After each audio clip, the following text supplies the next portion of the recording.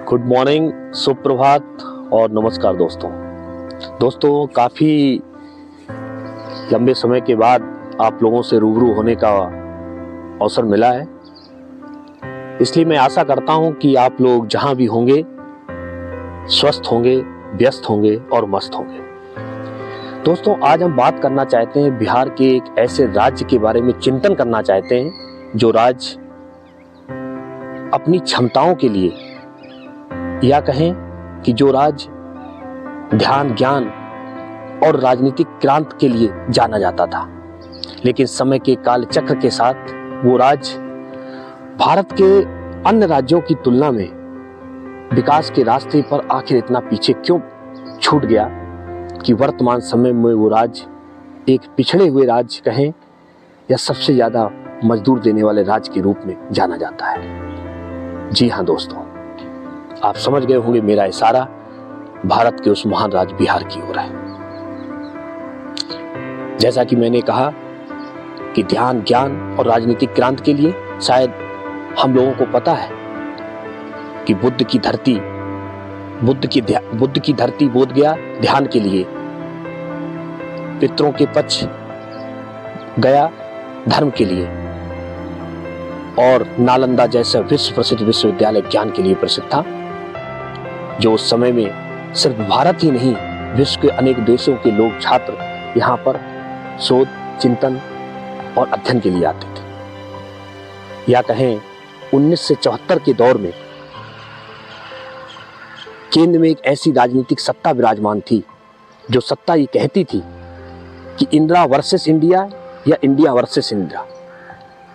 उस राजनीतिक सत्ता से बेदखल करने की शुरुआत किसी ने की है तो इसी राज्य बिहार ने की है, जिसे जेपी आंदोलन के रूप में जाना जाता था।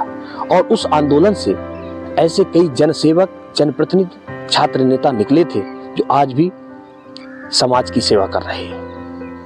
दोस्तों, फिर ऐसा क्या कारण रहा कि जिस देश में इतनी बौद्धिक, इतनी धार्मिक और इतनी कर्मठ के रूप में भी क्षमता हो, वो राज्य आखिर पिछल कैसे गया?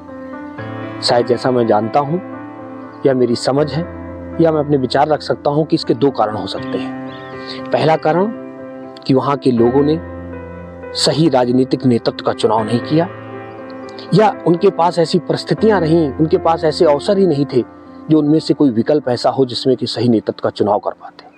क्योंकि मेरा मानना है कि लोकतांत्रिक प्रक्रिया से चुनी हुई बेदाग सरकार, बेदाग नेतृत्व ही समाज और देश का भला कर सकता है। तो दोस्तों, मैं इस बात से सहमत नहीं हूं कि जिस राज्य में इतनी क्षमता हो वो राज्य बेदाग नेतृत्व का चुनाव ना कर पाए या उसके चुनाव करने की समझ ना हो। शायद मैं दूसरे कारण में जाना चाहता हूं कि बिहार के पास ऐसा कोई अवसर नहीं होगा, ऐसा कोई विकल्प के रूप में कोई अवसर नहीं होगा जिससे कि वो बेदाग नेतृत्व का चुनाव कर पाते। लेकिन आज मैं बिहार के युवाओं को, बिहार के बुद्धिजीवियों को, बिहार के अपने वरिष्ठ लोगों को, बिहार की महिलाओं को एक आह्वान करना चाहता हूं। आज महान बिहार के पास एक ऐसा अवसर आया है जिस अवसर का उपयोग करके आप लोग बिहार को भारत के पटल पर एक दोबारा गौरवशाली होने का एक अवसर दे सकते हैं। जी हाँ दोस्तों, जैसा कि आप लोग जानते हैं कि बिहार का चुनाव एक पड़ाव हो चुका है और दूसरा पड़ाव 11 नवंबर को प्रस्तावित है। इस 11 नवंबर के पड़ाव पर आप लोग आगे आकर अपने अपने विधानसभाओं में बेदाग नेतृत्व का चुनाव करिए, जिसमें जाति, धर्म से ऊपर उठकर। और मुझे ऐसा आशा है कि इस मापदंड पर जो श्री प्रशांत किशोर जी ने जन स्वराज की स्थापना की है, उनकी पार्टी बेदाग नेतृत्व के मापदंड पर खरी उतर रही है और आप उस बेदाग नेतृत्व का चुनाव करके बिहार को गौरवशाली होने का अवसर प्रदान करिए, जिससे एक भारत पे बहुत बड़ा मैसेज जाएगा राजनीतिक क्रांति के रूप में। और मुझे आशा है कि बिहार के लोगों की बौद्धिक क्षमता और कर्मठता पर मुझे पूर्ण विश्वास है। इसलिए मैं बिहार के मेहनतकश लोगों के लिए, बौद्धिक क्षमता वाले लोगों के लिए दो लाइनें बोलना चाहूँगा कि बिहार में बदलाव की असली उड़ान अभी बाकी है। बिहार में बदलाव की असली उड़ान अभी बाकी है।